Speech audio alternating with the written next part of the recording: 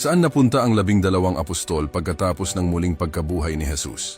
Ang 12 apostol ay nagkalat sa sinaunang mundo upang ipalaganap ang kanyang mensahe. Nagpunta si Pedro sa Antioch, pagkatapos ay sa Roma. Dito ay ipinako siya ng patiwarik. Si Andres ay naglakbay sa Scythia at Greece at ipinako sa krus sa Patras. Si Santiago, ang mas dakila, ay nangaral sa Espanya, ngunit namartired sa pamamagitan ng espada sa Jerusalem. Si Juan ay nanatili sa Efeso, ipinatapon sa Patmos at natural na namatay. Si Felipe ay pumunta sa Phrygia sa Asia Minor, ipinako sa krus ng patiwarik. Nakarating si Bartholomew sa Armenia at India, ipinako at doon pinugutan ng ulo. Si Tomas ay nangaral sa Persia at India at doon tinusok ng mga sibat. Si Mateo ay ipinakalat ang ebanghelyo sa Ethiopia, doon sinaksak hanggang mamatay. Si Santiago naman ay nanatili sa Jerusalem, itinapon mula sa templo. Si Tadeo at Judas ay naglakbay sa Syria at Mesopotamia at namartyred sa Beirut. Si Simon, ang masigasig, ay nangaral sa North Africa, pinatay sa Persia. Si Matthias na pumalit kay Judas ay pumunta sa rehiyon ng Caspian